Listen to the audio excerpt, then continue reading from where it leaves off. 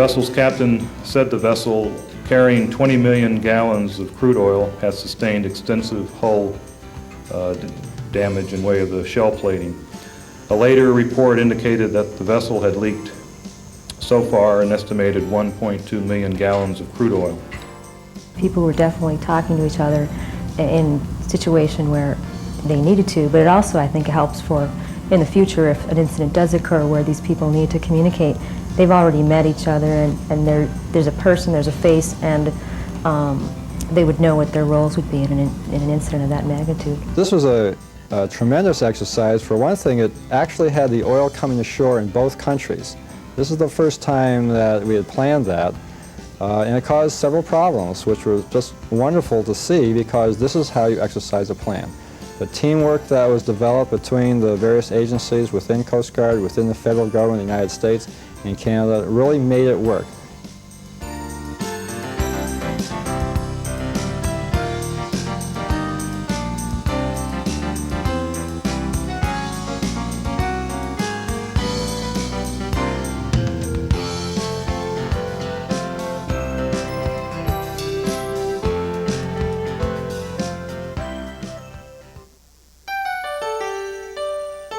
The United States version of Canuslant 1992 took place in Portland, Maine and Boston, Massachusetts from October 25th to the 27th, 1992. This three-day sub-exercise was held in conjunction with the main Canuslant exercise centered in Halifax, Dartmouth and Yarmouth, Nova Scotia. The term Canuslant represents the Canadian and United States Joint Marine Pollution Contingency Plan and Atlantic Operation Annex. Exercise Canuslant is held every 2 years, alternating host sites between Canada and the United States. The premise behind this important joint exercise is to evaluate the response to a major offshore marine pollution incident affecting both countries. Key players at Canuslant 92 were the United States Coast Guard, the Environmental Protection Agency, the Canadian Coast Guard, Environment Canada, and many other federal, state, and local government agencies representing both countries. There's over 62 agencies involved in this, so this has gone into a very major event. The one thing that we're trying to do here is create as real scenario as possible. What we're asking is that you play it as real as possible.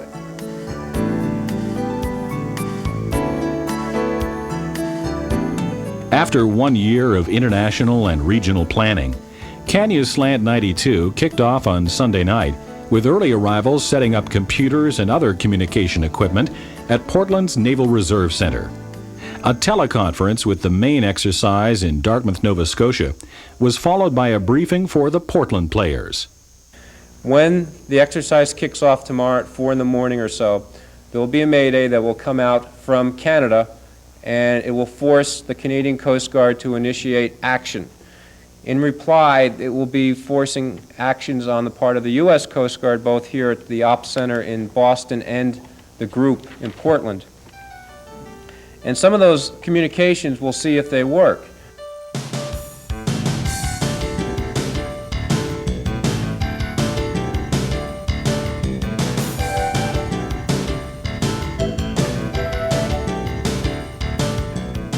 Day 2 brought an early start for the Canuslant 92 players as distress calls came into the MSO Portland office and the EPA regional office in Lexington, Massachusetts, shifting exercise play into full gear. Yes, Captain Walsh, I need to verify some of this information. I've got your latitude and longitude. Basically, you're saying you're 1 day out of Halifax, Canada.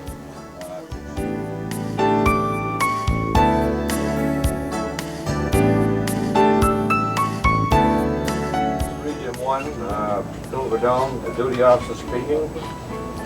Go ahead, Petty Officer Roman. You're going to make a report on Lee Kimball simulating for the state of New Hampshire for the Canuslant drill. Could I have your operations center, please? Regional response team members and other players from a number of federal, state, and local agencies began arriving at the Naval Reserve Center and the MSO Portland office to exercise the Canuslant 92 scenario. What happened in Canadian waters, the United States is not affected yet. The Canadians have invoked the joint plan. Communication activities were brisk as the Joint Response Team, the Joint Environmental Emergency Response Team, and the Federal On-Scene Coordinator responded to the spill scenario in a real-life manner, notifying the National Response Center, who in turn alerted the National Response Team. A tanker that was inbound into the Bay of Fundy with some injuries and to crew members and some damage to the vessel experienced severe weather and subsequently experienced some structural damage to the tanker, releasing several 100,000 gallons of crude oil into the Bay of Fundy. There are concurrent search and rescue efforts to alleviate injury, remove injured persons, and respond to the oil spill. The weather conditions have the oil headed toward the United States, so that there are, again, concurrent efforts on the Canadian and U.S. side to deal with the environmental threat posed by this spill. This year we've had some pretty innovative things, and we've had some satellite linkage with phones, and it worked quite well. Actually, we beamed in on the satellite and got right there to Canada within a couple of minutes. We have various phone patches, and we've been sending some email type messages. So I think the comms is very interesting and working very well this year. We've requested a C-130 overflight from E-City. When they are launched, the Ops Center is going to give us a call. The response pace quickened as additional players from various state and local agencies arrived. Resources and equipment were staged, and cleanup activities were ready to commence. We have 22,000 feet of containment boom moving to Ellsworth right now. We have 3 Vactors. Those are large vac units being brought to the area that can work particularly well with a heavy emulsified oil. 5 rack trucks to handle oily debris. A Canadian Voss recovery system arrived at the Portland Coast Guard Group and was loaded onto the U.S. Coast Guard cutter Spar for deployment the next day. Meanwhile, back at the Naval Reserve Center, it was becoming self-evident. Teamwork was the key to making Canuslant 92 a success. At least 63 government entities were involved between federal, U.S. and Canadian governments, state and provincial governments from Nova Scotia, New Brunswick, Maine, and New Hampshire, city governments, and many agencies within each of those groups. On the U.S. side, the U.S. Coast Guard, the Environmental Protection Agency, Department of Interior, National Oceanic and Atmosphere Administration, Federal Emergency Management Agency, the Maine State and New Hampshire State Emergency Management Agencies, Departments of Fisheries and Wildlife. Similarly in Canada, there's the Emergency Measures Organization, the Canadian Coast Guard, Environment Canada, and other the corresponding groups to the U.S. agency. It's exercising an organizational plan which lays out the relationships and the communications methods and between these various groups, and we're testing the ability of the technology to meet the demands of the plan and the ability of the people to liaise effectively with one another, considering time differences, language barriers, and such like. Well, I spent the morning over at the MSO with the Deputy OSC group. What we saw down there was a very good working team. People are speaking to each other. I think it's very important, that communication link before something occurs. You're not scrambling to try to find someone to give you some information or to get an answer from. And this way, we know who we need to get in touch with, and other people also know who they should contact, call, and get out on the scene and get working together to do something. The only question that we still have at this point is the unconfirmed reports of some oil birds, and that is still apparently unconfirmed. An afternoon briefing and mock press conference helped players clear the air and kept everybody on the same page. Earlier indications are that the oil leaking from the Woodruff 2 is not likely to enter U.S. waters for some time. At this point, it is more likely that the spill will impact on the Canadian shorelines and Canadian waters only. The Canadian U.S. governments have activated a joint marine pollution contingency plan. At this point, the leakage from the vessel has been stopped. The affected cargo tank number 1 has been pumped out to segregated ballast tanks. The vessel is underway to St. John's, New Brunswick. And under the joint international agreement that we have, any use of dispersants in Canadian waters that may eventually move into U.S. waters has to be approved by the U.S. side also. And so we've worked that issue with the Canadians, and they too have agreed to use dispersants. So both our efforts to use dispersants have been coordinated. There just are not a lot of good areas to put the oil. Almost all of the Maine coast has very sensitive areas, all up and down the coast. So as we get a little better feel for where, in fact, the oil is going to go, we'll firm up that strategy as to where we need to put that equipment.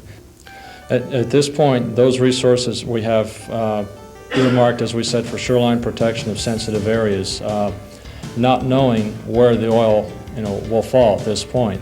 We are in the process of identifying as many additional resources as we can bring in.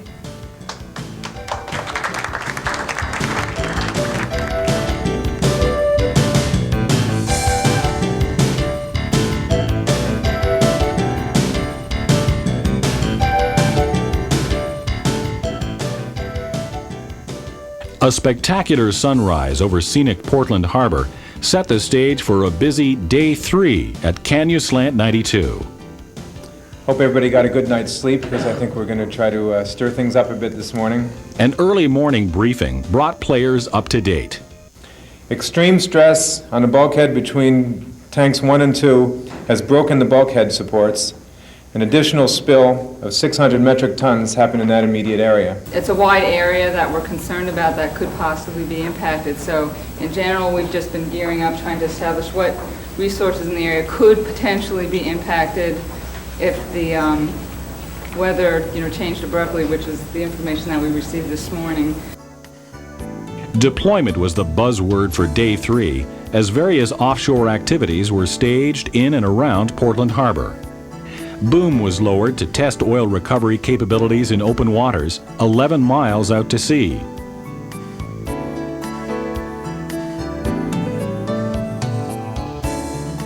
Meanwhile, closer to shore, harbor boom deployments were staged in several locations, where more spectators could readily view the equipment displayed by industry players. It was a good opportunity for vendors to test and market equipment, and for concerned agencies to view the resources available to them in emergency situations.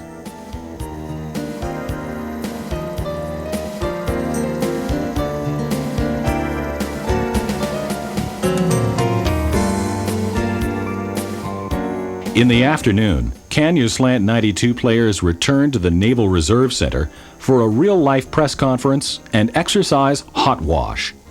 At approximately 7:30 this morning, the Coast Guard Marine Safety Office here in Portland was notified that the motor vessel Woodruff II lost an additional 1.6 million gallons of crude oil near the U.S.-Canadian border. We regret that this incident has occurred, but we are committed to working with the Unified Command to ensure a quick and effective cleanup of the spilled oil and minimize environmental damage. Essentially, you're very limited to areas that, as Steve was talking about, that are more protected waters where the booms would be effective, and we can actually deploy them.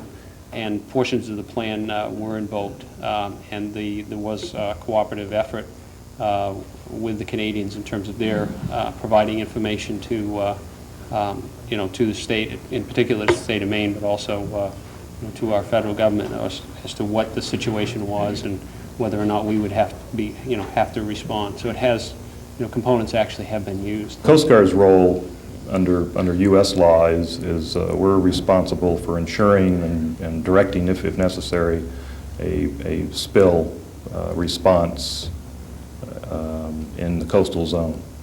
And to that end, the owners have a responsibility for mounting that response, and we ensure that they do that, and it's managed and worked cooperatively with the states and federal agencies involved. And if we see that the owner is not taking that responsibility or the spiller is not taking that responsibility, then we can step in. They got underway this morning and went out. They were in 3 to 4 foot seas. They were able to deploy this system. Lieutenant McCauley relayed to me it took approximately 2.5 hours both to get it physically deployed and ready to go, also about 2.5 hours to reel it back in, so to speak. It's actually on a roller. And in that 3 to 4 foot seas, they were at about the limits of their capability to successfully skim. Overall, the feelings there was that it was successful operationally in the conditions they experienced. From the control side of things, which I don't know if we really want to dwell on, it's how the exercise was managed and run. We certainly identified some problems with the way we were doing things. I think that we identified some weaknesses in the control team from the way we set up the communications. Maybe we could have used email a little bit better. The email system that we had was terrific. It broke up, but it turned out to be relevant because that 35 to 40 miles put it in a marine sanctuary. So, all of us would have sworn up and down that couldn't happen, but it did. So, I think the real lesson is life really isn't as simple as sometimes we'd like it to be.